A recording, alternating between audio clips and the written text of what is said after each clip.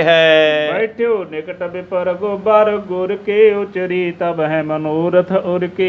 इदां दी गुरु प्यारिओ विचार करके बचन करके नमस्कार करके ਜਿਹੜਾ ਹੈ ਸਤਿਗੁਰਾਂ ਦੇ ਹਜ਼ੂਰ 'ਚ ਵੇ ਹੁਣ ਦੋਨੇ ਬਚਨੇ ਤੇ ਇਕੱਠੇ ਹੋ ਗਏ ਹੈ। ਜਿਹੜਾ ਅਸੀਸ ਦਿੰਦਾ ਫਿਰ ਤਾਂ ਵੱਡਾ ਹੋਣਾ ਚਾਹੀਦਾ, ਜੇ ਵੱਡਾ ਹੈ ਤਾਂ ਫਿਰ ਬੰਦਨਾ ਨਹੀਂ। ਪਰ ਇਹ ਕੁਝ ਕਰਮਕਾਂਡ ਜਿਹੜੇ ਪਏ ਹੋਏ ਸਨ ਉਹ ਕੱਢਣੇ ਸਨ। ਇਹ ਬ੍ਰਾਹਮਣ ਇੱਕ ਪਾਸੇ ਤਾਂ ਅਸੀਸਾਂ ਦਿੰਦੇ ਨੇ ਪਰ ਦੂਜੇ ਪਾਸੇ ਮੰਗਦੇ ਵੀ ਆਪਣੇ ਹੀ ਪੂਜਣ ਵਾਲਿਆਂ ਤੋਂ।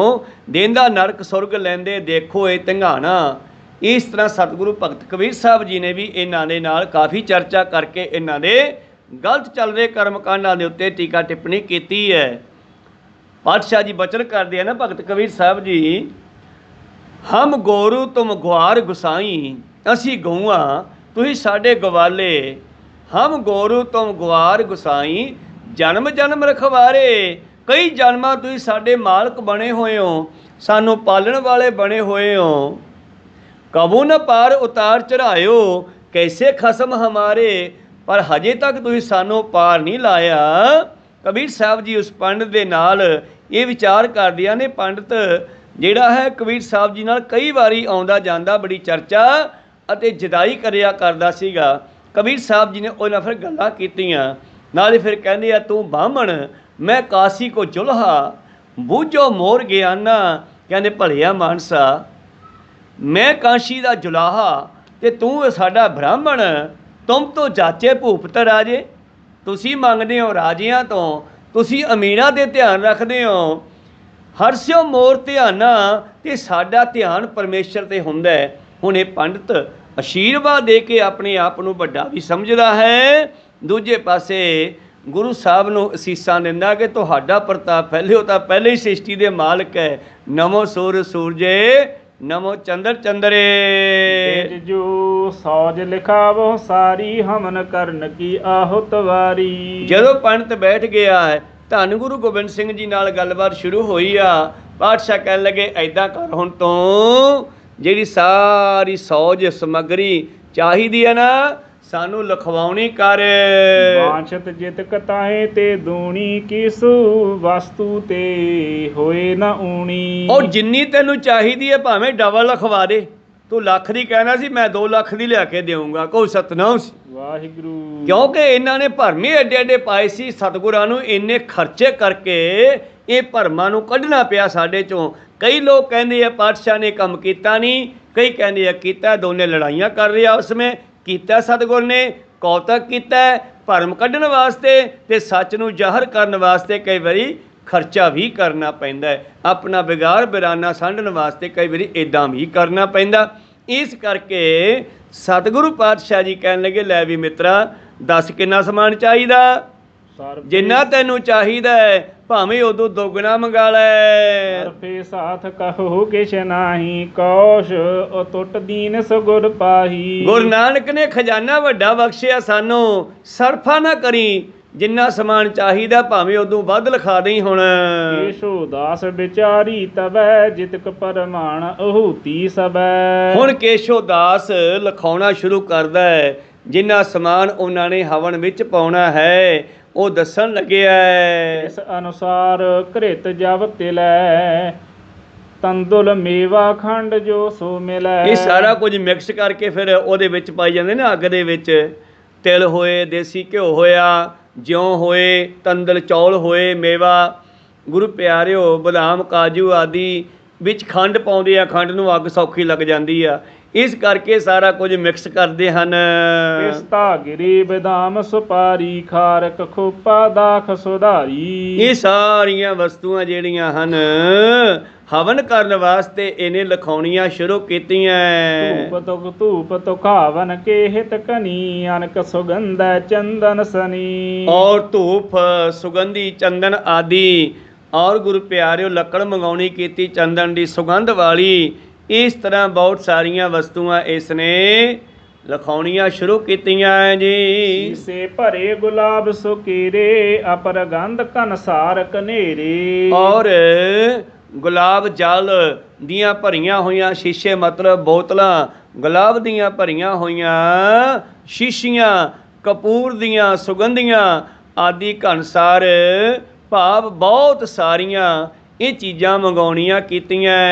ਸਭ ਹਨ ਕੋ ਪਰਮਾਨ ਲਿਖ ਕਰਕੇ ਦਿਓ ਵਿਪਰ ਬਾਰ ਕਰ ਸਤ ਗੁਰ ਕੀ। ਇਹ ਸਾਰਾ ਕੁਝ ਇਹਨੇ ਲੱਖ ਰੁਪਏ ਦਾ ਸਮਾਨ ਤਿਆਰ ਕਰਵਾਇਆ, ਲਿਖਿਆ ਔਰ ਲਿਖ ਕਰਕੇ ਕਾਗਜ਼ ਪਾਤਸ਼ਾਹ ਨੂੰ ਫੜਾ ਦਿੱਤਾ ਹੈ ਜੀ। ਅਪਰ ਵਾਰਤਾ ਕਹੀ ਕਹਾਈ ਜਿਸ ਪ੍ਰਕਾਰ ਬਿਦਤਹਿ ਜਗ ਮਾਈ। ਹੋਰ ਵੀ ਕਈ ਗੱਲਾਂ ਇਹਨਾਂ ਨੇ ਆਪਣੇ ਮੂੰਹ ਨਾਲ ਦੱਸੀਆਂ, ਜਿਸ ਤਰ੍ਹਾਂ ਕਹਿੰਦਾ ਇਹ ਮਾਈ ਪ੍ਰਗਟ ਹੋ ਸਕਦੀ ਹੈ। ਖਾਤਰ ਜਮਾ ਵਿਪਰ ਕੀ ਹੋਈ ਗੁਰ ਸਮਰਥ ਕਰ ਸਕਹਿ ਸੋਈ। ਸਤਿਗੁਰੂ ਪਾਤਸ਼ਾਹ ਜੀ ਮਹਾਰਾਜ ਨੇ ਇਹਦੀ ਤਸੱਲੀ ਕਰਵਾ ਦਿੱਤੀ ਹੈ। ਖਾਤਰ ਹੁੰਦੀ ਆ ਤਸੱਲੀ ਕਰਾਉਣਾ, ਖਾਤਰ ਸੇਵਾ ਵੀ ਹੁੰਦੀ ਆ, ਜਲ ਪਾਣੀ ਛਕਾਉਣਾ ਖਾਤਰ ਸੇਵਾ ਕਰਨੀ ਹੈ।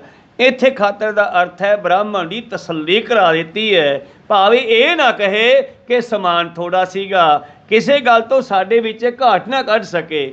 ਇਸ ਕਰਕੇ ਪਾਤਸ਼ਾਹ ਜੀ ਨੇ ਜੋ ਇਹਨੇ ਲਿਖਵਾਇਆ ਸੀ ਕਹਿੰਦੇ ਠੀਕ ਹੈ ਇੰਨਾ ਹੀ ਮਿਲੇਗਾ। ਸਰਬ ਰੀਤ ਮਨ ਆਪਨ ਜਮਾਇਓ ਜਿਮ ਨਿਸ਼ਚੈ ਚਾਹਿਤ ਤਿਮ ਪਾਇਓ। ਔਰ ਪੰਡਿਤ ਕੇਸ਼ਵ ਦਾਸ ਦਾ ਮਨ ਖੜ ਗਿਆ, ਜਿਵੇਂ ਚਾਹੁੰਦਾ ਸੀਗਾ ਉਵੇਂ ਇਸ ਨੂੰ ਸਮਾਨ ਜਿਹੜਾ ਹੈ ਮੰਗਵਾਉਣਾ ਕੀਤਾ ਹੈ ਜੀ। ਧਰ ਹਰਖ ਕਹਿਤ ਪ੍ਰਭ ਸੁਣੀਐ ਅਤ ਉੱਤਮ ਵਿਦ ਚਿਤ ਮਹਿ ਗੁਣੀਐ। ਫਿਰ ਕਹਿੰਦਾ ਪਾਤਸ਼ਾਹ ਉੱਤਮ ਵਿਧੀ ਦੇ ਵਿੱਚ ਇਹ ਆਪਾਂ ਨੂੰ ਕਰਨਾ ਪੈਣਾ ਸਾਰਾ ਕੰਮ। ਵੇਦ ਉਕਤ ਸ਼ਾਸਤ੍ਰੋਕ ਸਾਰ ਵੇਦ ਉਕਤ ਸ਼ਾਸਤ੍ਰੋਕਤ ਸਾਰ ਮੈਂ ਸਭ ਖੋਜ ਧਰੀ ਨਿਰਧਾਰ। ਬਸ ਮਾਰੋ ਹੁਣ ਫਿਕਰ ਨਾ ਕਰੋ, ਤੁਹਾਡੇ ਵੱਲੋਂ ਸਾਰੀ ਸਮੱਗਰੀ ਆ ਗਈ ਤੇ ਵੇਦਾਂ ਦੀਆਂ ਜਿਹੜੀਆਂ ਸ਼ਾਸਤਰਾਂ ਦੀਆਂ ਉਕਤੀਆਂ ਭਾਵ ਪੰਕਤੀਆਂ ਜੰਤਰ ਮੰਤਰ ਆਦਿ ਇਹ ਸਾਰੇ ਮੈਂ ਕੱਢ ਕੇ ਰੱਖ ਲਏ ਹਨ। ਤੰਤਰ ਸ਼ਾਸਤਰ ਮੈਂ ਵੇਦਾਂ ਹਜ਼ਾਰੀ ਲੱਖੋਂ ਪੜ੍ਹੇ ਸ਼ਲੋਕ ਵਿਚਾਰੇ। ਜਿਹੜੇ ਕਿ ਮੇਰੇ ਜੰਤਰ ਮੰਤਰ ਪਰਖੇ ਹੋਏ ਐ, ਲੱਖਾਂ ਸ਼ਬਦ ਸ਼ਲੋਕ ਮੈਂ ਵਿਚਾਰ ਕੇ ਰੱਖੇ ਹੋਏ ਹਨ, ਹਜ਼ਾਰਾਂ ਵਿਧੀਆਂ ਮੇਰੇ ਕੋਲ ਹਨ। ਅਗਨੀ ਆਦ ਦੇਵਤਾ ਜੇਈ ਪੜ ਕਰ ਬਿਦਤਾਵਨ ਕਰ ਸੇਈ। ਜਿਨ੍ਹਾਂ ਮੰਤਰਾਂ ਨੂੰ ਪੜ ਕਰਕੇ ਮੈਂ ਅਗਨੀ ਦੇ ਵਿੱਚ ਆਹੂਤੀ ਪਾ ਕਰਕੇ ਦੇਵਤਿਆਂ ਨੂੰ ਪ੍ਰਗਟ ਕਰ ਸਕਦਾ। ਆਪ ਕਰਤਾ ਦੁਰਲਭ ਜਗ ਹੋਏ ਹੋਇਓ ਜਾਂ ਤੇ ਮੰਤਰ ਫੁਰਤ ਨਹਿ ਕੋਇਓ। ਕਹਿਣ ਲੱਗੇ ਹੁਣ ਕਹਿੰਦੇ ਮੈਂ ਇਹ ਕੰਮ ਕਰਾਂਗਾ ਪ੍ਰਗਟ ਕਰਵਾਉਣ ਵਾਲੇ ਜੈਸੇ ਆਪ ਜੀ ਹੋ। ਫਿਰ ਕਹਿਣ ਲੱਗੇ ਐਸੀ ਗੱਲ ਨਹੀਂ ਹੈ ਕੋਈ ਮੰਤਰ ਨਾ ਫੁਰੇ। ਆਪ ਜਗ ਮਾਤ ਕਿਰਪਾ ਜੇ ਕਰੈ ਤੁਮ ਸਰੀਰ ਤੇ ਪੂਰੀ ਪਰੈ। ਕਹਿਣ ਲੱਗੇ ਤੁਹਾਡੀ ਕਿਰਪਾ ਦੇ ਨਾਲ ਹੁਣ ਜੇ ਜਗ ਮਾਤਾ ਕਿਰਪਾ ਕਰੇ ਤੇ ਪ੍ਰਗਟ ਹੋ ਜਾਵੇਗੀ। ਸਿੱਧ ਹੋਏ ਸੰਕਲਪ ਤੁਮਾਰਾ ਇਹ ਗਿਆਨੀ ਕੋ ਲੱਛਣ ਸਾਰਾ। ਮਹਾਰਾਜ ਤੁਹਾਡੇ ਲੱਛਣ ਜਿਹੜੇ ਹਨ ਬਾਕਿਆ ਬ੍ਰਹਮ ਗਿਆਨੀਆਂ ਵਾਲੇ ਹਨ, ਇਹ ਤੁਹਾਡੇ ਸੰਕਲਪ ਜ਼ਰੂਰ ਪੂਰੇ ਹੋਣਗੇ। ਕਹਿੰਦਾ ਸਤਿਗੁਰ ਕਹਿਓ ਮਿਸਰ ਜੋ ਐਸੇ ਹੋਏ ਹੈ ਸੱਚ ਅਭਾਖਤ ਦੈਸੇ। ਧੰਨ ਗੁਰੂ ਗੋਬਿੰਦ ਸਿੰਘ ਜੀ ਕਹਿੰਦੇ ਵੇਖ ਲਾ ਪੰਡਤਾ। ਮਿਸਰ ਜੀ ਕਹਿੰਦੇ ਆ ਪੰਡਿਤ ਜੀ ਕਹਿੰਦੇ ਭਾਈ ਪੰਡਤ ਜੀ ਕੇਸ਼ਵ ਦਾਸ ਵੇਖ ਲਾ ਜਿਵੇਂ ਤੂੰ ਕਹਿਣਾ ਐਵੇਂ ਹੋਣਾ ਚਾਹੀਦਾ, ਖਰਚੇ ਦਾ ਫਿਕਰ ਨਾ ਕਰੀ। ਸਮਾ ਸਮਾਜ ਮਿਲਿਓ ਸਭ ਆਈ ਕਿਉਂ ਨਾ ਕਾਜ ਪੂਰਨ ਹੋਏ ਜਾਈ। ਔਰ ਦੇਖੋ ਸਮਾਜ ਭਾਵ ਸਾਜੋ ਸਮਾਨ ਵੀ ਇਕੱਠਾ ਹੋ ਗਿਆ, ਸਮਾਂ ਵੀ ਮਿਲ ਗਿਆ ਆਪਾਂ ਨੂੰ, ਤੂੰ ਵੀ ਆ ਗਿਆ ਮੰਤਰ ਪੜ੍ਹਨ ਵਾਲਾ, ਇੱਧਰ ਸਮਾਨ ਸਮੱਗਰੀ ਦੀ ਵੀ ਘਾਟ ਨਹੀਂ ਹੈ, ਫਿਰ ਆਪਣਾ ਕਾਰਜ ਕਿਉਂ ਨਹੀਂ ਹੋਵੇਗਾ। ਹੁਕਮ ਪਾਏ ਦਿਜ ਬਰ ਨਿਜ ਡੇਰੇ ਗਮਨਿਓ ਚਿਤਵਤ ਚਿਤ ਬਹੁ ਤੇਰੇ। ਔਰ ਫਿਰ ਪਾਤਸ਼ਾਹ ਕਹਿੰਦੇ ਚੰਗਾ ਫਿਰ ਆਰਾਮ ਕਰ ਲਾ। ਹੁਣ ਇਹ ਪੰਡਿਤ ਆਗਿਆ ਲੈ ਕੇ ਆਪਣੇ ਡੇਰੇ ਵੱਲ ਚੱਲਿਆ, ਪਰ ਸੋਚਾਂ ਵਿੱਚ ਡੁੱਗਿਆ ਪਤਾ ਨਹੀਂ ਪ੍ਰਗਟ ਹੋਊ ਕਿ ਨਾ ਹੋ, ਕਿਉਂਕਿ ਇਹਨੂੰ ਤਸੱਲੀ ਨਹੀਂ ਹੈ। ਗੁਰੂ ਸਾਹਿਬ ਨੇ ਜੋ ਪ੍ਰਗਟ ਕਰਨਾ ਉਹ ਆਪਾਂ ਨੂੰ ਅਖੀਰ ਤੇ ਜਾ ਕੇ ਪਤਾ ਲੱਗੂ ਕੀ ਪ੍ਰਗਟ ਹੁੰਦਾ ਹੈ। ਪਰ ਇਹਨੇ ਸਾਰਾ ਕੰਮ ਕਰੀ ਵੀ ਜਾਂਦਾ, ਵਿਚਾਰਾ ਫਸ ਗਿਆ। ਹੁਣ ਨਾ ਭਜਨ ਵਾਲਾ ਜੇ ਭਜਦਾ ਤੇ ਫਿਰ ਸੁਣਿਆ 'ਚ ਬੇਇੱਜ਼ਤੀ ਹੁੰਦੀ ਹੈ ਵੀ ਕੇਸ਼ਵ ਦਾਸ ਤੋਂ ਦੇਵੀ ਪ੍ਰਗਟ ਨਹੀਂ ਕੀਤੀ ਗਈ। ਇਸ ਕਰਕੇ ਅਨੇਕਾਂ ਸੋਚਾਂ ਸੋਚਦਾ ਹੋਇਆ ਚਿੱਤ ਵਿੱਚ ਵਿਚਾਰਾਂ ਕਰਦਾ ਆਪਣੇ ਡੇਰੇ ਵਿੱਚ ਚਲਿਆ ਗਿਆ। ਮਹਾਰਾਜ ਨਰ ਮੁਖ ਬੁਲਾਈ ਲਿਆਵਨ ਹੇਤ ਸੌਜ ਸਮੁਦਾਈ। ਸਤਿਗੁਰਾਂ ਨੇ ਉਹ ਪਰਚੀ ਲੈ ਲਈ ਆ ਜਿੱਤੇ ਰਾਸ਼ਨ ਲਿਖਿਆ ਸਾਰਾ, ਤੇ ਆਪਣੇ ਮੁਖੀ ਦਇਆਨੰਦ ਚੰਦ ਵਰਗੇ ਔਰ ਗੁਰੂ ਪਿਆਰਿਓ ਦਇਆ ਰਾਮ ਵਰਗੇ ਆਨੰਦ ਚੰਦ ਵਰਗੇ ਇਹਨਾਂ ਸਾਰਿਆਂ ਨੂੰ ਬੁਲਾਇਆ ਤੇ ਲਿਸਟ ਦੇ ਦਿੱਤੇ ਜੇ। ਧਨ ਕੀ ਹੁੰਡੀ ਨਗਰਨ ਮਹੀਆ ਤਤ ਛਿਨ ਦੇ ਕਰ ਪਠ ਜਹ ਕਹੀਆ। ਸਤਿਗੁਰਾਂ ਨੇ ਪੈਸੇ ਦੀ ਹੁੰਡੀ ਨਗਰ ਕਹਿੰਦੀ ਆ ਸ਼ਹਿਰ ਨੂੰ, ਪਿੰਡ ਪਿੰਡ ਹੁੰਦਾ ਹੈ, ਨਗਰ ਸ਼ਹਿਰ ਨੂੰ ਕਹਿੰਦੇ ਹੈ। ਕਹਿੰਦੇ ਜਾਓ ਭਾਈ ਆਹ ਹੁੰਡੀ ਲੈ ਜਾਓ, ਭਾਵ ਲਿਖ ਕੇ ਦੇ ਦਿੱਤਾ ਹੈ ਕਿ ਇੰਨੇ ਪੈਸੇ ਦਾ ਸਮਾਨ। ਅੱਜ ਕੱਲ੍ਹ ਇਹਨੂੰ ਚੈੱਕ ਕਹਿੰਦੇ ਆ, ਪਹਿਲਾਂ ਹੁੰਡੀ ਹੁੰਦੀ ਸੀ, ਅੱਜ ਕੱਲ੍ਹ ਚੈੱਕ ਕਹਿ ਦਿੰਦੇ ਆ ਆਪਾਂ। ਅਤੇ ਗੁਰੂ ਪਿਆਰਿਓ ਹੁੰਡੀ ਜਿਹੜੀ ਹੁੰਦੀ ਸੀ, ਇੱਕ ਬਾਣੀ ਦੂਜੇ ਬਾਣੀ ਤੱਕ ਉਹ ਕਾਗਜ਼ ਜਾਂਦਾ ਸੀਗਾ, ਇੱਧਰਲੇ ਬਾਣੀ ਕੋਲੇ ਪੈਸੇ ਜਮ੍ਹਾਂ ਕਰਾਤੇ, ਉਹਦੀ ਜਿਹੜੀ ਆ ਉਹਦੇ ਕੋਲੇ ਬੇਨਤੀ ਜਾਂਦੀ ਸੀ, ਉੱਧਰੋਂ ਪੈਸੇ ਕੱਟ ਵੱਢ ਕਰ ਲੈਂਦੇ ਸਮਾਨ ਦੇ ਕੇ। ਇਹਨੂੰ ਹੁੰਡੀ ਕਹਿੰਦੇ ਸੀ। ਪਾਤਸ਼ਾਹ ਜੀ ਨੇ ਹੁੰਡੀਆਂ ਕਰਕੇ ਸ਼ਹਿਰਾਂ ਨੂੰ ਸਿੱਖ ਤੋਰ ਦਿੱਤੇ। ਕਹਿੰਦੇ ਜਾਓ ਆਹ ਲਿਸਟ ਵਾਲਾ ਸਮਾਨ ਲੈ ਕੇ ਆਓ। ਪੂਰਨ ਪਠੇ ਸਕਟ ਭਰ ਲਿਆਇਓ, ਮੇਵਾ ਘ੍ਰਿਤ ਆਦਿਕ ਸਮੁਦਾਇਓ। ਹੁਣ ਲੱਖਾਂ ਦੇ ਵਿੱਚ ਜਿਹੜਾ ਸਮਾਨ ਆਇਆ ਉਹ ਗੱਡੀਆਂ 'ਚ ਹੀ ਆਵੇਗਾ, ਕਿਉਂਕਿ ਉਦੋਂ ਆਨਿਆਂ ਦਵਾਨੀਆਂ ਦੇ ਨਾਲ ਤਾਂ ਲੋਕਾਂ ਦੇ ਆਮ ਛੋਟੇ ਪਰਿਵਾਰ ਚੱਲਿਆ ਕਰਦੇ ਸਨ। ਇਹ ਗੁਰੂ ਨਾਨਕ ਦਾ ਘਰ ਹੈ। ਲੱਖਾਂ ਰੁਪਈਆਂ ਦਾ ਸਮਾਨ ਗੱਡੀਆਂ ਦੇ ਵਿੱਚ ਮੇਵੇ ਘਿਓ ਖੰਡ ਆਦਿ ਭਰ ਕੇ ਲੈ ਆਂਦੇ ਜੀ। ਚਤੁਰ ਬਨਜ ਮਹਿ ਗਮਨੇ ਸੋਈ, ਕਰੇ ਖਰੀਦਨ ਜਹ ਜਹ ਹੋਈ। ਔਰ ਚਾਰੇ ਪਾਸੇ ਇਹ ਸਮਾਨ ਲੈਣ ਕਰਕੇ ਸਿਆਣੇ ਸਿੱਖ ਸਤਿਗੁਰਾਂ ਦੇ ਖਰੀਦਣ ਜਾਣਦੇ ਹੈ ਜੋ, ਉਹ ਚਲੇ ਗਏ ਅਤੇ ਖਰੀਦਣ ਲੱਗੇ ਜੀ। ਸੰਚੈ ਸਕਲ ਵਸਤ ਕੋ ਆਏ, ਨਗਰ ਸਮੂਹਨ ਮਹਿ ਫਿਰ ਲਿਆਏ। ਔਰ ਇਸ ਤਰ੍ਹਾਂ ਸਮਾਨ ਇਕੱਠਾ ਕਰਕੇ ਨਗਰਾਂ ਸ਼ਹਿਰਾਂ 'ਚੋਂ ਕੋਈ ਦਿੱਲੀ ਗਿਆ, ਕੋਈ ਦੱਖਣ ਗਿਆ, ਜਿੱਥੇ ਜਿੱਥੇ ਵੱਡੇ ਸ਼ਹਿਰ ਸਨ, ਮੰਡੀਆਂ ਸਨ, ਜਿੱਥੋਂ ਇਹ ਸਮਾਨ ਮਿਲ ਸਕਦਾ ਸੀਗਾ, ਉੱਥੋਂ ਜਿੰਨਾ ਜਿੰਨਾ ਕਿਸੇ ਨੂੰ ਮਿਲਿਆ ਗੱਡੀਆਂ 'ਤੇ ਲੱਦ ਕੇ ਲਿਆਉਣਾ ਕੀਤਾ। ਕੀ ਕੁਛ ਲੈ ਕੇ ਆਏ ਨਦੋਹਰਾ। ਕੇਸਰ ਏਲਾ ਜੁਗਮ ਵਿਦ, ਖਾਰਕ ਦਾਖਨ ਬ੍ਰਿੰਦ, ਖੋਪਾ ਗਰੀਬ ਦਾਮ ਕੀ, ਆਨੇ ਸਕਟ ਬਿਲੰਦ। ਕੇਸਰ ਇਲਾਇਚੀਆਂ ਵੱਡੀਆਂ ਤੇ ਛੋਟੀਆਂ, ਔਰ ਚੁਹਾਰੇ ਮੇਵੇ ਅਤੇ ਖੋਪਾ ਗਰੀਬ ਦਾਮ ਕੀ, ਆਨੇ ਸਕਟ ਬਿਲੰਦ। ਨਾਰੀਅਲ ਬਦਾਮਾਂ ਦੀਆਂ ਗਿਰੀਆਂ, ਇਹ ਗੁਰੂ ਪਿਆਰੋ ਬੋਰੀਆਂ ਦੀਆਂ ਬੋਰੀਆਂ ਗੱਡੇ ਭਰ ਕੇ ਲੈ ਆਏ ਜੀ। ਭਾਈ ਜਹ ਕਹਤੇ ਕ੍ਰਿਤ ਕੈ ਸੈਂਕਰ ਮਨੇ, ਤਿਲ ਜਾਵੋ ਤੰਦੁਲ ਲੈ ਕਰ ਕਨੇ। ਔਰ ਇਸ ਤਰ੍ਹਾਂ ਫਿਰ ਪਿੰਡਾਂ ਦੇ ਵਿੱਚ ਗਏ ਜਿੱਥੋਂ ਗੁਰੂ ਪਿਆਰੋ ਇਹਨਾਂ ਨੂੰ ਦੇਸੀ ਘਿਓ ਮਿਲ ਸਕਦਾ ਸੀਗਾ, ਤਿਲ ਜਿਉਂ ਚਾਵਲ ਆਦਿ ਜ਼ਿਮੀਂਦਾਰਾਂ ਤੋਂ ਖਰੀਦਣੇ ਕੀਤੇ। ਸੰਚੈ ਭਈ ਆਨੰਦ ਭਇਓ ਆਨੰਦਪੁਰ ਆਈ, ਚਾਹੈ ਸੋ ਵਸਤੂ ਸਕਲ ਅਨਾਏ। ਇਹੋ ਥੋੜੇ ਹੀ ਦਿਨਾਂ ਦੇ ਵਿੱਚ ਸਿੱਖਾਂ ਨੇ ਸਾਰਾ ਸਮਾਨ ਸ਼੍ਰੀ ਅਨੰਦਪੁਰ ਸਾਹਿਬ ਦੇ ਵਿੱਚ ਇਕੱਤਰ ਕਰ ਦਿੱਤਾ ਜੀ। ਸਰਬ ਸਮਗਰੀ ਹੋਏ ਸਤਿਆਰੀ, ਲਿਓ ਵਿਪਰ ਕੋ ਨਿਕਟ ਹਕਾਰੀ। 2-3 ਦਿਨਾਂ ਦੇ ਵਿੱਚ, 4 ਦਿਨਾਂ ਦੇ ਵਿੱਚ ਸਾਰਾ ਸਮਾਨ ਜਦੋਂ ਇਕੱਠਾ ਹੋ ਗਿਆ, ਧੰਨ ਗੁਰੂ ਗੋਬਿੰਦ ਸਿੰਘ ਕਹਿੰਦੇ ਬੁਲਾਓ ਖੇਸ਼ੋਦਾਸ ਨੂੰ। ਹੁਣ ਆਸ਼ਿਕ ਕੇ ਦੇ ਕਰ ਬੈਠੋ ਪਾਸੀ, ਸ੍ਰੀ ਕਲਗੀਧਰ ਗਿਰਾ ਪ੍ਰਕਾਸ਼ੀ। ਇਸ ਤਰ੍ਹਾਂ ਪੰਡਿਤ ਕੋਲ ਜਾ ਸੁਨੇਹਾ ਭੇਜਿਆ ਕਿ ਮਹਾਰਾਜ ਤੁਹਾਨੂੰ ਬੁਲਾ ਰਹੇ ਹਨ। ਪੰਡਿਤ ਪਹੁੰਚ ਗਿਆ, ਅਸੀਸ ਦੇਖ ਕੇ ਪਾਤਸ਼ਾਹ ਦੇ ਕੋਲ ਫਿਰ ਬਹਿ ਗਿਆ। ਤੁਹਾਡੀ ਲੰਮੀਆਂ ਉਮਰਾਂ ਹੋਣ, ਜਿਵੇਂ ਵੀ ਕਰਦੇ ਹੁੰਦੇ ਹੈ। ਔਰ ਪਾਤਸ਼ਾਹ ਜੀ ਦੇ ਕੋਲ ਬੈਠ ਗਏ ਹੈ। ਕੀ ਕਹਿੰਦੇ ਪਾਤਸ਼ਾਹ? ਤਿਜਬਰ ਸੁਨੋ ਸੋ ਆਇਸ ਦਈ, ਸਕਲ ਵਸਤੇ ਇਕੱਠੀ ਹੋਏ ਗਈ। ਆਹ ਦੇਖੋ ਪੰਡਿਤ ਜੀ, ਜਿਹੜਾ ਸਮਾਨ ਤੁਸੀਂ ਸਾਨੂੰ ਲਿਖ ਕੇ ਦਿੱਤਾ ਸੀਗਾ, ਇਹ ਸਾਰਾ ਲੈ ਆਂਦਾ ਸਿੱਖਾਂ ਨੇ ਇਕੱਠਾ ਕਰਕੇ। ਹਮਨ ਕਰਨ ਪਠ ਮੰਤਰਨ ਸੰਗ, ਤਿਥ ਸ਼ੁਭ ਪਿਖ ਤੁਮ ਕਰਹੁ ਅਭੰਗ। ਦੱਸੋ ਹੁਣ ਕਿਹੜੇ ਦਿਨ ਆਪਾਂ ਇਹ ਕਾਰਜ ਆਰੰਭ ਕਰਨਾ ਹਵਨ ਦਾ? ਕੇਸਵ ਕਹਿਓ ਵਿਧਾਨ ਕਰੈ ਹੋ, ਲਾਖ ਦਰਬ ਕੀ ਦਛਨਾ ਲੈ ਹੋ। ਫੇਰ ਭਜਾਉਣਾ ਚਾਹੁੰਦਾ ਗੁਰੂ ਸਾਹਿਬ ਨੂੰ। ਕਹਿੰਦਾ ਇਹ ਕੰਮ ਮੈਂ ਤਾਂ ਕਰੂੰਗਾ ਜੇ ਮੈਨੂੰ ਲੱਖ ਰੁਪਈਆ ਦਿਓਗੇ। ਪਹਿਲਾਂ ਸਮਾਨ ਮੰਗਾ ਕੇ ਰੱਖ ਲਿਆ, ਜੇ ਭਲਾ ਪਾਤਸ਼ਾਹ ਕਹਿੰਦੇ ਨਹੀਂ ਕਰਾਉਣਾ ਫਿਰ ਸਮਾਨ ਕਿੱਧਰ ਜਾਂਦਾ? ਚਲੋ ਭਾਵੇਂ ਸਿੰਘ ਛਕ ਛਕਾ ਲੈਂਦੇ, ਐਸੀ ਗੱਲ ਨਹੀਂ, ਖਾਣ ਵਾਲਾ ਸਮਾਨ ਹੈ ਸਾਰਾ। ਵੈਸੇ ਗੁਰੂ ਸਾਹਿਬ ਕਹਿੰਦੇ ਇਹ ਚੀਜ਼ਾਂ ਅੱਗ ਦੇ ਵਿੱਚ ਨਹੀਂ ਪਾਉਣੀਆਂ ਚਾਹੀਦੀਆਂ, ਪਰ ਇੱਕ ਵੱਡੇ ਭਰਮ ਦੁਨੀਆ ਤੋਂ ਕੱਢਣ ਵਾਸਤੇ ਪਾਤਸ਼ਾਹ ਨੂੰ ਇਹ ਕਰਨਾ ਪਿਆ। ਸਤਿਗੁਰੂ ਬਾਣੀ ਵਿੱਚ ਕਹਿੰਦੇ ਹੈ, ਸਤਿਗੁਰੂ ਨਾਨਕ ਦੇਵ ਜੀ ਮਹਾਰਾਜ ਇਤਿਹਾਸ ਵਿੱਚ ਕਹਿੰਦੇ ਹੈ ਕਿ ਹਵਨ ਵੀ 2 ਤਰ੍ਹਾਂ ਦੇ ਹੁੰਦੇ ਹੈ। ਇੱਕ ਤਾਂ ਸਮਾਨ ਨੂੰ ਅੱਗ ਵਿੱਚ ਮਚਾ ਦੇਣਾ, ਉਹ ਕਿਸੇ ਕੰਮ ਨਹੀਂ ਆਉਂਦਾ ਗਾ, ਮੱਚ ਜਾਂਦਾ ਹੈ। ਇਹ ਕਿਸੇ ਭੁੱਖੇ ਨੂੰ ਪ੍ਰਸ਼ਾਦਾ ਬਣਾ ਕੇ ਛਕਾ ਦਿਓ, ਉਹਦੀ ਆਤਮਾ ਜਿਹੜੀ ਹੈ ਉਹ ਅਸੀਸ ਦੇਵੇਗੀ। ਇਹ ਜਿਹੜਾ ਹੈ ਬ੍ਰਹਮ ਹੋਮ ਹੁੰਦਾ ਹੈ, ਆਤਮਾ ਨੂੰ ਭੁੱਖੀ ਨੂੰ ਰਜਾਉਣਾ, ਇਹ ਸਭ ਤੋਂ ਵਧੀਆ ਹੋਮ ਹੈ। ਪਰ ਬਾਹਮਣਾਂ ਦੇ ਪਾਏ ਹੋਏ ਕਰਮ ਕਾਂਡਾਂ ਨੂੰ ਦੂਰ ਕਰਨ ਵਾਸਤੇ ਪਾਤਸ਼ਾਹ ਨੂੰ ਇਹ ਕੌਤਕ ਕਰਨਾ ਪਿਆ। ਕਹਿੰਦੇ ਦੱਸ ਹੁਣ ਇਹ ਕਦੋਂ ਸ਼ੁਰੂ ਕਰਨਾ ਹੈ? ਕਹਿੰਦਾ ਜੀ ਗੱਲ ਐ ਵੀ ਕੰਮ ਤਾਂ ਮੈਂ ਕਰ ਦੂੰਗਾ, ਪਰ 1 ਲੱਖ ਰੁਪਈਆ ਦਛਨਾ ਮੈਂ ਵੀ ਲਊਂਗਾ।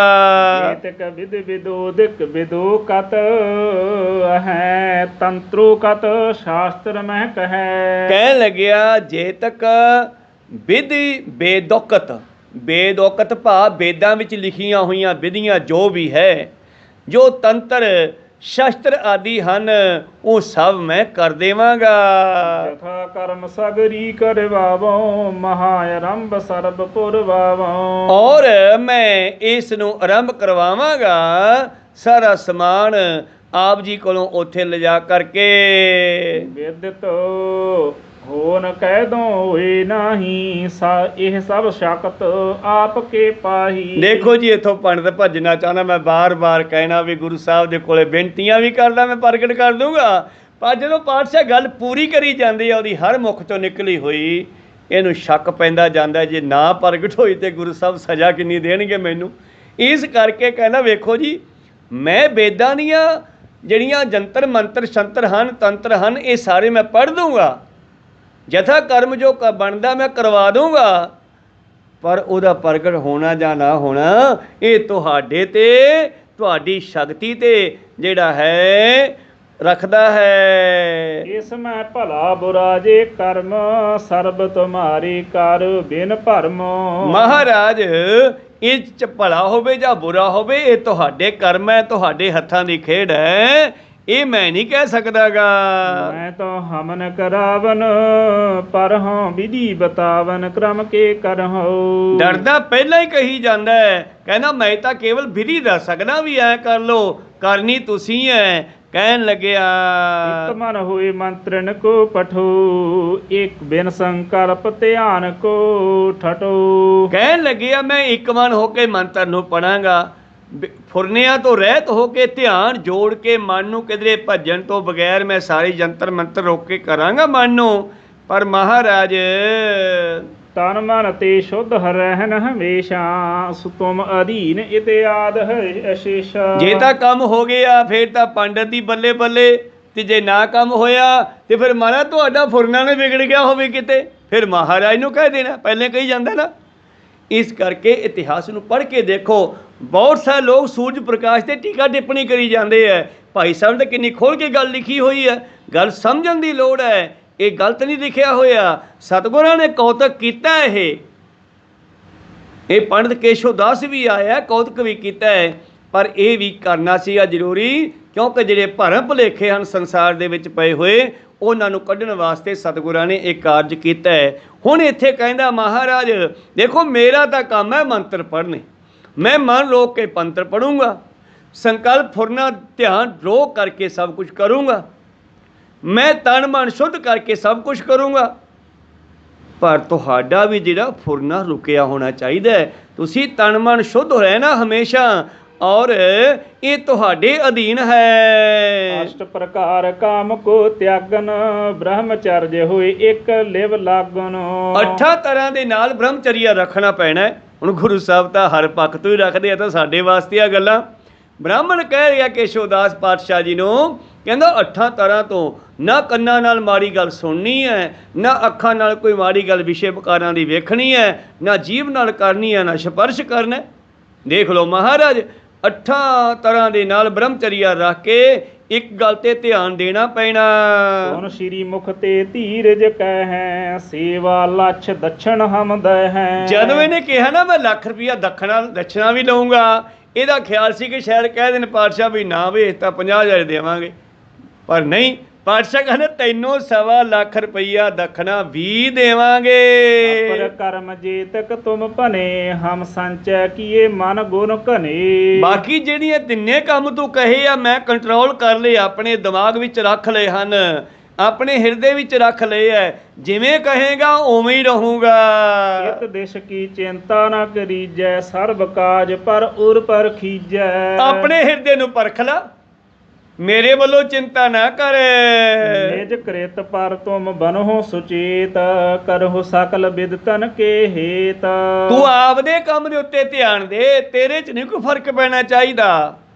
ਔਰ ਦੇਵੀ ਨੂੰ ਪ੍ਰਗਟ ਕਰਨ ਵਾਸਤੇ ਤੇਰਾ ਜ਼ਰੂਰੀ ਆ, ਮੇਰੇ ਵੱਲੋਂ ਫਿਕਰ ਨਾ ਕਰ, ਮੈਨੂੰ ਜਿਵੇਂ ਕਹੇਗਾ ਮੈਂ ਉਵੇਂ ਕਰੂੰਗਾ। ਈਕੋ ਦਿਨ ਅਬਲੇ ਹੋ ਵਿਚਾਰ, ਪ੍ਰਥਮ ਆਰੰਭ ਲੱਗ ਹੈ ਜਬ ਕਾਰ। ਹੁਣ ਤੂੰ ਐ ਦੱਸ ਵੀ ਉਹ ਕਿਹੜਾ ਦਿਨ ਚੰਗਾ ਜਦੋਂ ਤੂੰ ਪ੍ਰਗਟ ਕਰਾਉਣੀ ਹੈ, ਕਿਉਂਕਿ ਪਾਤਸ਼ਾਹ ਕੌਤਕ ਕਰ ਰਿਹਾ। ਮੈਂ ਫੇਰ ਕਹਿਣਾ ਕਿ ਸਤਿਗੁਰੂ ਚੰਡੀ ਦੇ ਉਪਾਸ਼ਕ ਨਹੀਂ, ਉਪਾਸ਼ਕ ਉਸ ਪਰਮੇਸ਼ਰ ਦੀ ਆ। ਪੂਜਾ ਕਾਲ ਕੀ ਪਰਚਾ ਸ਼ਬਦ ਕਾ ਦੀਦਾਰ ਖਾਲਸੇ ਕਾ, ਕਿਸ਼ਨ ਵਿਸ਼ਨ ਕਬੂ न ਧਿਆਉ। ਇਸ ਕਰਕੇ ਜੋ ਵਰ ਚਾਹੋ ਸੋ ਤੁਮ ਤੇ ਪਾਉ, ਸੇਵਕ ਸਿੱਖ ਹਮਾਰੇ ਤਾਰੀ ਹੈ, ਚੁਣ ਚੁਣ ਸਤਰ ਹਮਾਰੇ ਮਾਰੀ ਹੈ। ਇਸ ਕਰਕੇ ਪਾਤਸ਼ਾਹ ਤਾਂ ਕੇਵਲ ਅਕਾਲ ਦੇ ਪੁਜਾਰੀ ਹੈ, ਅਕਾਲ ਨਾਲ ਜੋੜਨ ਵਾਲੇ ਹੈ। ਇਹ ਪਤਾ ਨਹੀਂ ਸਤਿਗੁਰੂ ਪਾਤਸ਼ਾਹ ਜੀ ਦੁਨੀਆ ਦੇ ਭਰਮ ਕਰਮ ਕਾਂਡ ਪਖੰਡ ਜਿਹੜੇ ਪਏ ਹੋਏ ਸੀਗੇ, ਉਹ ਇਸ ਪਹਿਲਾਂ ਤਾਂ ਸਭ ਤੋਂ ਵੱਡਾ ਪੰਡਤ ਲੱਭਿਆ। ਜਦ ਵੱਡੇ ਪੰਡਿਤ ਨੂੰ ਇਸ ਤਰ੍ਹਾਂ ਪਾਤਸ਼ਾਹ ਨੇ ਹਰਾ ਦਿੱਤਾ ਹੈ, ਭਰਮੇ ਦੇ ਕਰਤੇ, ਬਾਕੀ ਹੇਠਲਿਆਂ ਦੇ ਆਪੇ ਨਿਕਲ ਜਾਣਗੇ। ਔਰ ਸਿੱਖਾਂ ਦੇ ਵਿੱਚ ਵੀ ਜਿਹੜੀਆਂ ਇਹਨਾਂ ਗੱਲਾਂ ਚਲਾਈਆਂ ਸੀਗੀਆਂ ਬਈ ਦੇਵੀ ਪ੍ਰਗਟ ਕਰ ਲਓ, ਤੁਹਾਡੇ ਕਾਰਜ ਰਾਸ ਹੋ ਜਾਣਗੇ। ਮਕਸਦ ਸੀ ਕਿ ਸਿੱਖ ਸਾਡੇ ਨਾਲ ਉਸੇ ਤਰ੍ਹਾਂ ਪਹਿਲੇ ਤਰ੍ਹਾਂ ਲੱਗੇ ਰਹਿਣ, ਪਰ ਪਾਤਸ਼ਾਹ ਖਾਲਸੇ ਨਿਰੋਲ ਕਰਨਾ ਚਾਹੁੰਦੇ ਐ। ਇਸ ਕਰਕੇ ਕਹਿੰਦੇ ਫਿਕਰ ਨਾ ਕਰ ਸਾਡੇ ਵੱਲੋਂ, ਤੂੰ ਆਪ ਦੀ ਗੱਲ ਕਰ ਤੇ ਦੱਸ ਕਦੋਂ ਸ਼ੁਰੂ ਕਰਨਾ ਹੈ। ਅਮਰ ਵਸਤ ਕੀ ਕਮੀ ਨ ਕਾਈ, ਆਨਤ ਰਹਿ ਸਿੱਖ ਸਮੁਦਾਈ। ਬਾਕੀ ਜਿਹੜੀ ਵਸਤੂਆਂ ਦੀ ਗੱਲ ਕਰਦਾ ਦੇਖ ਲੈ, ਗੱਡਿਆਂ ਦੇ ਗੱਡੇ, ਸਮੱਗਰੀ ਦੇ, ਬਦਾਮਾਂ ਕਾਜੂਆਂ ਦੇ, ਸਾਰਾ ਕੁਝ, ਵੱਡੀਆਂ ਛੋਟੀਆਂ ਲੈਚੀਆਂ, ਚੌਲਾਂ ਦੇ, ਖੰਡ ਦੇ ਗੱਟੇ, ਇਹ ਸਭ ਕੁਝ ਆ ਗਿਆ ਹੈ। ਹੁਣ ਤੂੰ ਐਂ ਦੱਸ ਵੀ ਸ਼ੁਰੂ ਕਦੋਂ ਕਰਨਾ ਹੈ। ਲਖ ਉਦਾਰਤਾ ਪ੍ਰਭ ਕੀ ਕਨੀ, ਕੇਸ਼ਵਨ ਆਨੰਦ ਹਿਰਦੈ ਭਰ ਭਨੀ। ਔਰ ਗੁਰੂ ਪਿਆਰਿਓ, ਕੇਸ਼ਵ ਦਾਸ ਦੇਖ ਕੇ ਸਤਿਗੁਰੂ ਦਾ ਐਡਾ ਖੁੱਲਾ ਦਿਲ। ਉਦਾਰਤਾ ਦਾ ਮਤਲਬ ਦਿਆਲੂ, ਇੱਥੇ ਉਦਾਰਤਾ ਦਾ ਮਤਲਬ ਆ ਖੁੱਲਾ ਦਿਲ। ਬਈ ਕਿਸੇ ਪੱਖ ਤੋਂ ਪਾਸ਼ਾ ਕਹਿੰਦੇ ਤੈਨੂੰ ਲੱਖ ਰੁਪਈਆ ਵੀ ਦੇਵਾਂਗੇ, ਲੱਖ ਦੀ ਬਜਾਏ 2 ਲੱਖ ਦਾ ਸਮਾਨ ਵੀ ਲਿਆ ਕੇ ਰੱਖ ਦਿੱਤਾ ਹੈ, ਪਰ ਦੇਵੀ ਪ੍ਰਗਟ ਹੋਣੀ ਚਾਹੀਦੀ ਹੈ। ਹੁਣ ਤੂੰ ਇਹ ਵੇਖ ਲਾ, ਮੇਰੇ ਵੱਲੋਂ ਫਿਕਰ ਨਾ ਕਰ, ਮੈਂ ਹਰ ਤਰ੍ਹਾਂ ਬ੍ਰਹਮਚਰੀਆ ਰੱਖੂੰਗਾ, ਔਰ ਤੈਨੂੰ ਆਪਣੇ ਉੱਤੇ ਧਿਆਨ ਦੇਣਾ ਚਾਹੀਦਾ। ਹੁਣ ਧੰਨ ਗੁਰੂ ਕਲ ਕਾਲ ਮਝਾਰਾ, ਦੇਵ ਅਰਾਧਨ ਉਦਮ ਧਾਰਾ। ਅੰਦਰੋਂ ਸ਼ਾਇਦ ਡਰ ਵੀ ਗਿਆ ਹੋਵੇ ਵੀ ਜੇ ਨਾ ਕੰਮ ਬਣਿਆ ਫਿਰ ਬਣੂ ਕੀ ਮੇਰਾ, ਪਰ ਬਾਹਰੋਂ ਮੂੰਹ ਤੋਂ ਕਹਿੰਦਾ ਮਹਾਰਾਜ ਧੰਨੋ ਤੁਸੀਂ ਕਲਯੁਗ ਦੇ ਭਿਆਨਕ ਸਮੇਂ ਵਿੱਚ ਇਹੋ ਜਿਹਾ ਵੱਡਾ ਕਾਰਜ ਕਰਨ ਲੱਗੇ ਹੋ। ਤੇਜ ਛੈ ਹਿੰਦੂ ਉਬਾਰਨ, ਕਰੋ ਕ੍ਰਿਤੀ ਉਪਕਾਰ ਕੇ ਕਾਰਨ। ਤੁਸੀਂ ਤਾਂ ਤੁਰਕਾਂ ਦਾ ਤੇਜ ਪ੍ਰਤਾਪ ਜਿਹੜਾ ਹੈ ਖਤਮ ਕਰਨ ਲਈ, ਔਰ ਹਿੰਦੁਸਤਾਨ ਦੇ ਇਹਨਾਂ ਦਾ ਖਿਆਲ ਹੈ ਸਾਡੇ ਹਿੰਦੂਆਂ ਵਾਸਤੇ ਗੁਰੂ ਆਏ ਆ। ਗੁਰੂ ਤਾਂ ਸਭ ਦਾ ਸਾਂਝਾ ਹੈ, ਮੁਸਲਮਾਨਾਂ ਨਾਲ ਵੀ ਕੋਈ ਦੁਸ਼ਮਣੀ ਨਹੀਂ ਹੈ, ਸਤਿਗੁਰ ਦੀ ਜ਼ੁਲਮ ਦੇ ਨਾਲ ਟੱਕਰ ਸੀਗੀ। ਇਸ ਕਰਕੇ ਕਹਿੰਦਾ ਹੈ ਤੁਸੀਂ ਹਿੰਦੂਆਂ ਨੂੰ ਪ੍ਰਗਟ ਕਰਨ ਦੇ ਲਈ ਔਰ ਤੁਰਕਾਂ ਨੂੰ ਖਤਮ ਕਰਨ ਲਈ ਇਤਨਾ ਵੱਡਾ ਕੰਮ ਕਰ ਰਹੇ ਹੋ। ਇਸ ਦਿਨ ਰਹਿਬੋ ਬਨੈ ਸੁਚੇਤ, ਮਮ ਕਹਿਨੋ ਸਭ ਤੁਮਰੇ ਹੇਤ। ਫਿਰ ਕਹਿੰਦੇ ਬਸ ਮੈਂ ਇਸੇ ਕਰਕੇ ਕਹਿਣਾ, ਮੈਂ ਤੂੰ ਐਡਾ ਵੱਡਾ ਕੰਮ ਕਰਨ ਲੱਗੇ ਹੋ, ਤੁਹਾਨੂੰ ਹਰ ਵਕਤ ਸੁਚੇਤ ਰਹਿਣਾ ਪੈਣਾ। ਅਲਪ ਆਹਾਰ ਘ੍ਰਿਤ ਤਿਲ ਕੇਰਾ, ਅਲਸਾਵਹੁ ਨਹਿ ਜਾਗ ਕਨੇਰਾ। ਔਰ ਜ਼ਿਆਦਾ ਜਾਗਣਾ ਪੈਣਾ ਹੈ, ਸੁਸਤੀ ਨਹੀਂ ਰੱਖਣੀ ਗੀ। ਇਸ ਕਰਕੇ ਘਿਓ ਤੇ ਤਿਲਾਂ ਥੋੜਾ ਭੋਜਨ ਕਰਨਾ ਹੈ, ਬਹੁਤਾ ਜਾਗ ਕੇ ਆਲਸੀ ਨਹੀਂ ਬਣਨਾ। ਕਹਿ ਪਤਰਾ ਵਿਪਰ ਕੇ ਨਾਰ ਨਿਕਾਰਾ, ਭਲੂ ਮਹੂਰਤ ਹੇਰ ਵਿਚਾਰਾ। ਪੱਤਰਾ ਹੁੰਦਾ ਪੱਤਰੀ, ਭਾਵ ਕਾਗਜ਼ ਨੂੰ ਪੱਤਰਾ ਕਹਿੰਦੇ ਐ, ਤੇ ਜਿਹੜੀ ਇਹਨਾਂ ਨੇ ਕਾਗਜ਼ਾਂ ਦੇ ਲਿਖੇ ਹੁੰਦੇ ਸੀ ਉਹਨਾਂ ਨੂੰ ਪੱਤਰਾ ਕਹਿੰਦੇ ਹਨ। ਪਹਿਲਾਂ ਇਹਨਾਂ ਦੀਆਂ ਪੱਤਰੀਆਂ ਜਿਹੜੀਆਂ ਖੁੱਲੇ ਹੀ ਸਫੇ ਹੁੰਦੇ ਸਨ, ਉਹਨਾਂ ਦੇ ਕਾਗਜ਼ ਬੰਨਿਆ ਹੁੰਦਾ ਸੀਗਾ। ਅੱਜ ਕੱਲ੍ਹ ਜਲਤਾ ਚੜਾਈਆਂ ਹੁੰਦੀਆਂ, ਆਪਾਂ ਕਿਤਾਬ ਕਹਿ ਦਿੰਦੇ ਆ, ਫਿਰ ਇਹ ਲਾਲ ਕਿਤਾਬ ਵੀ ਕਹਿਣ ਲੱਗ ਪਏ, ਅੱਗੇ ਚੱਕ ਕੇ ਬਹੀਆਂ ਬਣ ਗਈਆਂ ਜਾ ਕੇ ਜਦੋਂ। ਤੋਂ ਖੈਰ ਇਹਨੇ ਆਪਣੀ ਪੱਤਰੀ ਕੱਢੀ ਹੈ, ਪੱਤਰੀ ਕੱਢ ਕੇ ਫਿਰ ਉਸ ਦੇ ਵਰਕੇ ਫਰੋਲ ਕੇ ਕੀ ਕਹਿੰਦਾ ਹੈ। ਮਾਸ ਮਾਧਵਾ ਪੂਰਨਮਾਸੀ, ਭੁਖ ਨਿਸ਼ਤਰ ਨੰਦਾ ਤਿਥ ਭਾਸੀ। ਕਹਿਣ ਲੱਗੇ ਮਹਾਰਾਜ ਮੇਰਾ ਖਿਆਲ ਹੈ ਵੀ ਆਪਾਂ ਵਿਸਾਖ ਦੇ ਮਹੀਨੇ ਦੀ ਨਿਸ਼ਤਰ ਪੱਖ ਦੀ ਪੂਰਨਮਾਸ਼ੀ ਵਾਲੇ ਦਿਨ ਸ਼ੁਰੂ ਕਰਾਂਗੇ। ਹੈ ਗੁਰਵਾਰ ਗੁਰੂ ਸਮਝਾਨੋ, ਪ੍ਰਥਮ ਆਰੰਭ ਤਿਸੀ ਦਿਨ ਠਾਨੋ। ਔਰ ਉਸ ਦਿਨ ਵੀਰਵਾਰ ਹੈ, ਗੁਰੂਆਂ ਦਾ ਦਿਨ ਹੈ, ਆਪਾਂ ਉਸ ਦਿਨ ਆਰੰਭ ਕਰਾਂਗੇ। ਰਹੇ ਕਿਤਕ ਦਿਨ ਕੀ ਜਹ ਤਿਆਰੀ, ਥਲ ਇਕਾਂਤ ਕੋ ਲਿਹੋ ਵਿਚਾਰੀ। ਤੇ 12 ਥੋੜੇ ਦਿਨ ਰਹਿ ਗਏ, ਅਗਲੇ ਵੀਰਵਾਰ ਨੂੰ ਆਪਾਂ ਸ਼ੁਰੂ ਕਰ ਲਵਾਂਗੇ। ਹੁਣ ਕਿਹੜਾ ਥਾਂ ਇਕਾਂਤ ਵੇਖਣਾ ਹੈ, ਆਪਾਂ ਉੱਥੇ ਸ਼ੁਰੂ ਕਰਾਈਏ। ਸੋ ਸੁਧ ਰਾਏ ਸੌਜ ਤਰਵਾਵਹੁ, ਪਾਵਨ ਥਾਨ ਜੋ ਮੋਹੇ ਬਤਾਵਹੁ। ਔਰ ਦੇਖੋ ਕਿਹੜਾ ਥਾਂ ਵਧੀਆ ਹੈ, ਉੱਥੇ ਤਿਆਰੀ ਕਰਵਾਓ, ਸਫਾਈ ਕਰਾਓ। ਇਹ ਸਾਰਾ ਰਾਸ਼ਨ ਜਿਹੜਾ ਬੋਰੀਆਂ ਸਮੱਗਰੀ ਦੀਆਂ ਉੱਥੇ ਪਹੁੰਚਾਓ। ਸੁਨ ਦੇ ਜਿਤੇ ਸਤਿਗੁਰੂ ਵਿਚਾਰਾ, ਗਿਰ ਪਰ ਥਾਨ ਪ੍ਰਸੰਗ ਉਚਾਰਾ। ਤਾਂ ਪੰਡਤ ਕਹਿਣ ਲੱਗੇ ਆ ਮਹਾਰਾਜ ਕਿਹੜਾ ਥਾਂ ਠੀਕ ਲੱਗਦਾ ਹੈ? ਪਾਤਸ਼ਾਹ ਕਹਿਣ ਲੱਗੇ ਦੇਖ ਲਾ ਆ ਪਹਾੜ ਉੱਚੇ ਉੱਚੇ, ਜਿੱਥੇ ਠੀਕ ਲੱਗਦਾ ਉੱਥੇ ਕਰ ਲੈਨੇ ਆ। ਕੁਛ ਕਸੈਲਪੁਰ ਰਾਹ ਕਰ ਹੈ, ਫਿਰ ਤਹ ਪਸ਼ੂ ਚਰਾਵਤ ਅਹੈ। ਇਹਨਾਂ ਕੁਝ ਪਹਾੜਾਂ ਉੱਤੇ ਦਾ ਜਿਹੜੇ ਇਸ ਇਲਾਕੇ ਦੇ ਵਾਸੀ ਆ ਪਹਾੜੀਏ, ਪਸ਼ੂ ਪੁਸ਼ੂ ਚਾਰਦੇ ਰਹਿੰਦੇ ਨੇ। ਏਕ ਧੇਨ ਸੁੰਦਰ ਸਰਬੰਗ, ਪਾਵਨ ਬਹੁ ਕਪਲਾ ਤਿਸ ਰੰਗ। ਕਹਿਣ ਲੱਗੇ ਉੱਥੇ ਇੱਕ ਗਊ ਰਹਿੰਦੀ ਆ ਜਿਹਦਾ ਕਾਲਾ ਰੰਗ ਹੈ। ਹਰਿਤ ਹਰਿਤ ਤ੍ਰਿਣ ਚਰਿਤ ਉਚੇਰੇ, ਗਿਰ ਕੇ ਸਿਖਰ ਜਾਏ ਇੱਕ ਬੇਰੇ। ਕਪਲਾ ਗਊ ਹੈ ਚਿੱਟੇ ਰੰਗ ਦੀ, ਉਹ ਹਰਾ ਹਰਾ ਘਾਹ ਚੁਗਦੀ ਹੈ। ਉਹ ਕਪਲਾ ਗਊ ਜਿਹੜੀ ਹੈ ਨਾ ਉਹ ਉੱਚੀ ਪਹਾੜੀ ਤੇ ਜਾਂਦੀ ਹੈ। ਸਭ ਥਲ ਪਰ ਥਿਰ ਹਵੈ ਕਰ ਰਹੈ, ਦੁਗਧ ਸ਼ਰਾਵਤ ਅਸਥਨ ਤੇਲ ਹੈ। ਕਹਿਣ ਲੱਗੇ ਉਹ ਬਾਕੀ ਥਾਵਾਂ ਤੇ ਨਹੀਂ ਖੜਦੀ ਗੀ, ਉਹ ਉੱਤੇ ਜਾਂਦੀ ਹੈ ਉਚਲੀ ਪਹਾੜੀ ਤੇ। ਉਹਦੇ ਥਣਾ ਵਿੱਚ ਜਿਹੜਾ ਦੁੱਧ ਹੁੰਦਾ ਹੈ। ਜੀਤਕ ਪੈ ਹੋਵਤ ਤਿਸ ਕੇਰਾ, ਸੀਂਚਤ ਹੈ ਸੋ ਥਾਨ ਭਲੇਰਾ। ਕਹਿੰਦੇ ਕਪਲਾ ਗਊ ਆਪਣਾ ਦੁੱਧ ਆਪਣੇ ਥਣਾ ਚੋਂ ਸਾਰਾ ਉਸ ਉੱਚੇ ਟਿੱਲੇ ਤੇ ਛਿੜਕੇ ਆਉਂਦੀ ਹੈ, ਭਾਵ ਆਪੇ ਹੀ ਨਿਕਲ ਜਾਂਦਾ ਤੇ ਉੱਥੇ ਡੁੱਲ ਜਾਂਦਾ ਹੈ। ਬਹੁਰ ਮਿਲੈ ਸਭ ਧੇਨੁਨ ਸੰਗ, ਹਵੈ ਸੰਧਿਆ ਤਜ ਮੈਂ ਸੈਲ ਉਤੰਗ। ਫਿਰ ਕਹਿੰਦੀ ਉਹ ਗਊ ਥੱਲੇ ਮੁੜ ਆਉਂਦੀ ਹੈ, ਆਪਣੀ ਦੂਜੀਆਂ ਗਊਆਂ ਵਿੱਚ ਰਲ ਜਾਂਦੀ ਹੈ। ਚੱਲ ਆਵਤ ਪੁਨ ਆਪਣੇ ਧਾਮੋ, ਜਿਸ ਢਿਗ ਧੇਨ ਸੋ ਨੈਣਾ ਨਾਮੂ। ਇਹ ਗਊ ਸੀਗੀ ਨੈਣਾ ਦੀ। ਇਹ ਤਾਂ ਨੈਣੇ ਦਾ ਟਿੱਲਾ ਸੀਗਾ ਜਿਹਨੂੰ ਚੱਕ ਕੇ ਨਾ ਬ੍ਰਾਹਮਣਾ ਨੈਣਾ ਦੇਵੀ ਦਾ ਮੰਦਿਰ ਬਣਾ ਦਿੱਤਾ। ਕਹੋ ਸਤਨਾਮ। ਨੈਣਾ ਤੇ ਇੱਕ ਮਨੁੱਖ ਸੀਗਾ, ਨੈਣਾ ਇੱਕ ਪਹਾੜੀਆ ਸੀਗਾ, ਨੈਣੇ ਦੀਆਂ ਗਊਆਂ ਸੀਗੀਆਂ। ਕਹਿਣ ਲੱਗੇ ਉਹ ਗਊ ਨੈਣੇ ਦੀ ਸੀਗੀ ਤੇ ਜਦੋਂ ਥੱਲੇ ਆਉਂਦੀ ਤੇ ਵਾਪਸ ਘਰੇ ਜਾਂਦੀ ਹੈ। ਬਨ ਲੱਗੇ ਬੈਠ ਕਰ ਤਰੇ, ਅਸਥਨ ਛੂਛੇ ਹੇਰਨ ਕਰੇ। ਜਦੋਂ ਸ਼ਾਮ ਨੂੰ ਗਊਆਂ ਚੋਂਦਾ ਤੇ ਇਸ ਕਪਲਾ ਗਊ ਨੂੰ ਚੋਂਦਾ, ਇਹਦੇ ਥਣਾ ਵਿੱਚ ਦੁੱਧ ਹੀ ਨਹੀਂ ਹੁੰਦਾ। ਕਾਰਨ ਕੋਈ ਨਾ ਮਨ ਮੈਂ ਪਾਇਓ, ਕਿਨਹੂ ਨਿਕਸਾਇਓ ਪੈ ਬਿਸਮਾਇਓ। ਔਰ ਉਹ ਹੈਰਾਨ ਹੋ ਜਾਂਦਾ ਵੀ ਮੇਰੀ ਗਾਂ ਨੂੰ ਕੋਈ ਰਸਤੇ ਵਿੱਚ ਚੋ ਲੈਂਦਾ ਹੈ, ਇਹਦਾ ਦੁੱਧ ਕਿੱਧਰ ਜਾਂਦਾ ਹੈ। ਦਿਵਸ ਅਗਲੇ ਤੇ ਮਾਹੀ ਹੋਈ, ਨੈਣੇ ਛੀਰ ਨਾ ਪਾਇਓ ਕੋਈ। ਦੂਜੇ ਦਿਨ, ਤੀਜੇ ਦਿਨ, ਚੌਥੇ ਦਿਨ, ਕਈ ਦਿਨ ਵੇਖਦਾ ਰਿਹਾ। ਜਦੋਂ ਕਹਿੰਦੇ ਉਹ ਗਾਂ ਹੱਥ ਨੇ ਮੁੜ ਕੇ ਆਉਂਦੀ ਹੈ, ਉਹਦੇ ਥਣਾ 'ਚੋਂ ਦੁੱਧ ਨਾ ਮਿਲਦਾ। ਬੂਝ ਰਹਿਓ ਕਿਨਹੂ ਨਾ ਬਤਾਇਓ, ਖੋਜ ਰਹਿਓ ਤੇ ਕਿਛ ਭੇਵ ਨਾ ਪਾਇਓ। ਕਈ ਲੋਕਾਂ ਨੂੰ ਪੁੱਛਿਆ ਵੀ ਯਾਰ ਸਾਡੀ ਇਹ ਗਾਂ ਨੂੰ ਕੋਈ ਚੋ ਲੈਂਦਾ ਹੈ, ਸਮਝ ਨਹੀਂ ਆਉਂਦੀ, ਹੱਥ ਨੇ ਦੁੱਧ ਨਹੀਂ ਹੁੰਦਾ ਇਹ ਥਣਾ 'ਚ। ਛੋਰੀ ਧੇਨ ਪ੍ਰਭਾਤੀ ਕਾਲ, ਛਪ ਕੈ ਚੱਲਿਓ ਪਿਖਨ ਹਿਤਕ ਨਾਲ। ਕਹਿਣ ਲੱਗੇ ਉਹ ਨੈਣਾ ਨਾਮ ਦਾ ਪਹਾੜੀਆ ਇੱਕ ਦਿਨ ਗਾਂ ਦੇ ਮਗਰਾ ਕਰਨ ਲੱਗਿਆ ਵੀ ਦੇਖਣਾ ਇਹਨੂੰ ਕੌਣ ਚੋਂਦਾ ਹੈ। ਦੂਰ ਦੂਰ ਸੋ ਦੇਖਤ ਰਹਿਓ, ਤੀਨ ਪਹਿਰ ਲਗ ਨਹਿ ਕੁਛ ਲਹਿਓ। ਤੜਕੇ ਦੀਆਂ ਛੱਡੀਆਂ ਚਰਨ ਵਾਸਤੇ 3 ਪਹਿਰਾਂ ਤੱਕ ਉਹ ਗਾਂ ਚਰਦੀ ਰਹੀ ਗਾਈਆਂ ਦੇ ਨਾਲ। ਚਾਰ ਘੜੀ ਦਿਨ ਜਬ ਹੂੰ ਜਾਨਾ, ਪਹੁੰਚੀ ਸੁਰਬੀ ਤਾਹੇ ਸੁਥਾਨਾ। ਕਹਿੰਦੇ 4 ਘੜੀਆਂ ਦਿਨ ਰਹਿੰਦੇ ਉਹ ਕਪਲਾ ਗਊ ਜਿਹੜੀ ਸੀ ਚਿੱਟੇ ਰੰਗ ਦੀ, ਉਸ ਉੱਚੇ ਟਿੱਲੇ ਤੇ ਪਹੁੰਚ ਗਈ। ਉੱਪਰ ਖਰੀ ਸ਼ਰਵੇ ਥਨ ਤਵੇ, ਨਿਕਸਿਓ ਦੁਗਧ ਸੀਂਚ ਥਲ ਸਭੈ। ਉੱਤੇ ਜਾ ਕੇ ਖੜ ਗਈ ਤੇ ਉਹਦੇ ਥਣਾ ਵਿੱਚੋਂ ਕਹਿੰਦੇ ਦੁੱਧ ਨਿਕਲ ਕੇ ਉੱਥੇ ਸਿੰਚਿਆ ਗਿਆ। ਤੀਨ ਪ੍ਰਕਰਮਾ ਫਿਰ ਕਰ ਕਰੀ, ਸੀਸ ਨਿਵਾਏ ਸਦਨ ਕੋ ਫਿਰੀ। ਕਹਿੰਦੀ ਉੱਥੇ 3 ਚੱਕਰ ਖਾਧੇ ਉਸਨੇ ਤੇ ਉੱਥੇ ਕਹਿੰਦੇ ਮੱਥਾ ਟੇਕ ਕੇ ਥੱਲੇ ਆ ਗਈ। ਵੈਸੇ ਕਹਾਣੀ ਬਣਾਈ ਹੋਈ ਹੈ। ਤਾਂ ਕਹਿਣ ਲੱਗੀ ਇਸ ਤਰ੍ਹਾਂ ਉਹ ਗਾਂ ਫਿਰ ਥੱਲੇ ਆ ਗਈ। ਪੁਰ ਨੈਣਾ ਗਮਨਿਓ ਤੇ ਸਥਾਨਾ, ਅਵਲੋਕਤ ਮਨ ਭਇਓ ਹੈਰਾਨਾ।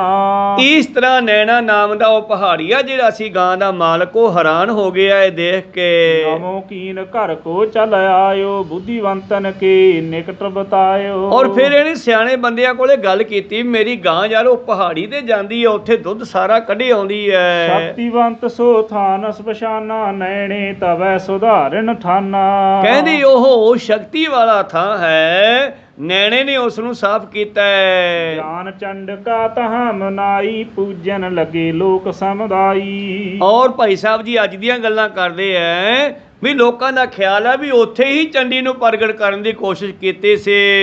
ਜਾਣਨ ਕਾਮਨਾ ਪੂਰਨ ਕਰੈ ਜਥਾ ਭਾਵਨਾ ਤਿਸ ਥਲ ਧਰੈ। ਔਰ ਜਿਹੜਾ ਕੋਈ ਉੱਥੇ ਭਾਵਨਾ ਰੱਖਦਾ ਉਹਦੀ ਪੂਰੀ ਹੁੰਦੀ ਹੈ। ਗਿਰਨ ਬ੍ਰਿੰਦ ਮਹਿ ਗਿਰ ਤੇ ਗਿਰ ਸੇ ਊਚੇ ਬਿਖਮ ਪੰਥ ਤੇ ਹਵੈ ਨਾ ਪਹੁੰਚੇ। ਦੇਖੋ ਫਿਰ ਪੰਡਤ ਜੀ ਉਹ ਪਹਾੜ ਸਾਰਿਆਂ ਤੋਂ ਉੱਚਾ ਹੈ, ਕਿਉਂ ਨਾ ਆਪਾਂ ਉੱਥੇ ਚੱਲੀਏ। ਪਾਵਨ ਮਹਾ ਇਕੰਤ ਭਲੇਰਾ ਇਸ ਕਾਰਜ ਕੋ ਨੀਕੋ ਹੀਰਾ। ਉੱਥੇ ਬਹੁਤੇ ਲੋਕ ਨਹੀਂ ਜਾਂਦੇ, ਕੋਈ ਜਾਂਦਾ ਹੀ ਨਹੀਂ ਵਾਧੂ ਬੰਦਾ ਉੱਥੇ, ਆਪਾਂ ਇਹ ਕੰਮ ਉੱਥੇ ਕਰੀਏ। ਚਲੋ ਪਰਾਤ ਕੋ ਹੇਰਨ ਕਰੀਏ ਪੁਨ ਸੁਧਾਰ ਬੇਹੇਤ ਉਚਰੀਏ। ਚਲੋ ਆਪਾਂ ਕੱਲ ਨੂੰ ਦੇਖ ਕੇ ਆਵਾਂਗੇ, ਉਹ ਜਗ੍ਹਾ ਪੁਰਾਣੀ ਆ ਕਹਿੰਦੇ, ਕੱਲ ਨੂੰ ਸਾਫ਼ ਕਰਵਾਵਾਂਗੇ। ਹੁਣ ਕੇਸ਼ਵ ਨੀਕੇ ਮਨ ਮਾਨੀ ਭਲੀ ਬਾਤ ਇਮ ਕਹਿ ਕਰ ਬਾਨੀ। ਕੇਸ਼ਵ ਦਾਸ ਪੰਡਤ ਕਹਿੰਦਾ ਠੀਕ ਹੈ ਜੀ, ਫੇਰ ਤਾਂ ਵਧੀਆ ਡੇਰਾ ਹੈ, ਆਪਾਂ ਉੱਥੇ ਚੱਲਾਂਗੇ। ਆਏ ਸਪਾਏ ਗਇਓ ਨਿਜ ਡੇਰੇ ਚਿਤਵਤ ਦੇਵੀ ਕਾਜ ਵਡੇਰੇ। ਆਗਿਆ ਲੈ ਕੇ ਆਪਣੇ ਡੇਰੇ ਵਿੱਚ ਆਰਾਮ ਕਰਨ ਲਈ ਚਲਿਆ ਗਿਆ ਤੇ ਨਾਲੇ ਸੋਚਾਂ ਵਿੱਚ ਡੁੱਬ ਗਿਆ ਵੀ ਦੇਵੀ ਕਿਵੇਂ ਪ੍ਰਗਟ ਕਰਾਂਗੇ। ਅਗਲੀ ਪਰਾਤ ਭਈ ਜਬ ਆਏ ਗਏ ਗੁਰੂ ਦੇ ਜਲੀਨ ਬੁਲਾਏ। ਅਗਲਾ ਦਿਨ ਚੜਿਆ, ਗੁਰੂ ਸਾਹਿਬ ਨੇ ਕੇਸ਼ਵ ਦਾਸ ਨੂੰ ਸੱਦ ਲਿਆ। ਸਨੇ ਸਨੇ ਪਰਬਤ ਪਰ ਚੜੇ ਸਥਾਨ ਦੇਖ ਔਰ ਆਨੰਦ ਬੜੇ। ਔਰ ਉੱਤੇ ਚਲੇ ਗਏ ਉਹ ਜਗ੍ਹਾ ਦੇਖਣ ਵਾਸਤੇ ਜਿੱਥੇ ਇਹਨਾਂ ਨੇ ਸਲਾਹ ਕੀਤੀ ਹੈ ਗੁਰੂ ਪਿਆਰਿਓ ਉਹ ਹਵਨ ਕਰਨ ਦੀ। ਇਹ ਅੱਗੇ ਹੁਣ ਕਿਸ ਤਰ੍ਹਾਂ ਵਿਚਾਰਾਂ ਹੁੰਦੀਆਂ, ਉੱਥੇ ਜਾ ਕੇ ਕੀ ਦੇਖਦੇ ਆ, ਕਿਵੇਂ ਕਰਦੇ ਆ। ਭਾਵੇਂ ਕਿ ਇਹਨਾਂ ਸਾਖੀਆਂ ਸੁਣ ਕੇ ਬਹੁਤ ਸਾਰੇ ਲੋਕ ਕਹਿ ਦਿੰਦੇ ਆ ਝੂਠ ਲਿਖਿਆ ਹੋਇਆ, ਝੂਠ ਨਹੀਂ ਹੈ। ਸਤਿਗੁਰ ਨੇ ਕੌਤਕ ਕੀਤਾ ਹੈ ਸਿੱਖਾਂ ਦੇ ਮਨ ਚੋਂ ਭਰਮਾਂ ਨੂੰ ਕੱਢਣ ਵਾਸਤੇ। ਗੁਰੂ ਪਿਆਰਿਓ ਖਰਚਾ ਵੀ ਕੀਤਾ, ਉਸ ਪੰਡਤ ਕੇਸ਼ਵ ਦਾਸ ਨੂੰ ਵੀ ਭਜਾਇਆ ਹੈ ਇਹ ਗੱਲ ਕਰਕੇ ਬਈ ਤੁਸੀਂ ਕਰਮਕਾਂਡ ਪਖੰਡ ਜਿਹੜੇ ਦੱਸਦੇ ਹੋ ਲੋਕਾਂ ਨੂੰ, ਇਹ ਪੂਰੇ ਨਹੀਂ ਹੋ ਸਕਦੇਗੇ।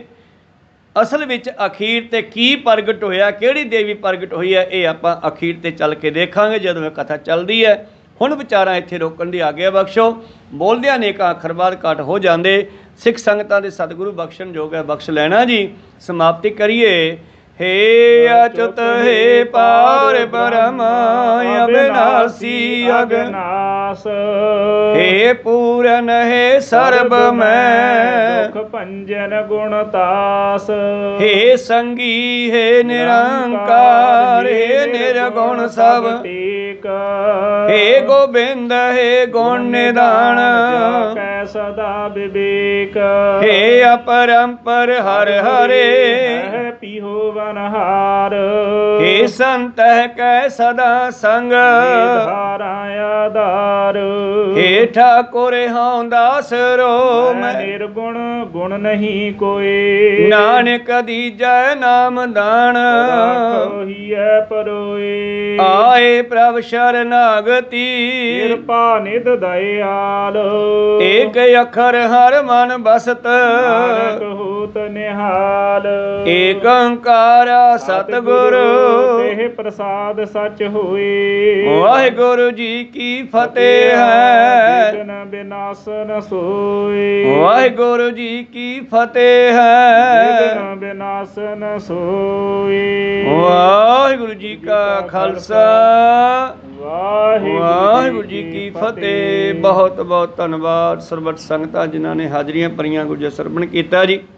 ਬੋਲਦਿਆਂ ਅਨੇਕਾਂ ਅੱਖਰ ਬਾਅਦ ਘੱਟ ਹੋ ਜਾਂਦੇ, ਸਿੱਖ ਸੰਗਤ ਬਖਸ਼ਣ ਯੋਗ ਹੈ, ਬਖਸ਼ ਲੈਣਾ ਜੀ। ਸਮਾਪਤੀ ਕਰੀਏ। ਬੁਲਾ ਫਤਿਹ ਪਾ ਫਤਿਹ। ਵਾਹਿਗੁਰੂ ਜੀ ਕਾ ਖਾਲਸਾ ਵਾਹਿਗੁਰੂ ਜੀ ਕੀ ਫਤਿਹ।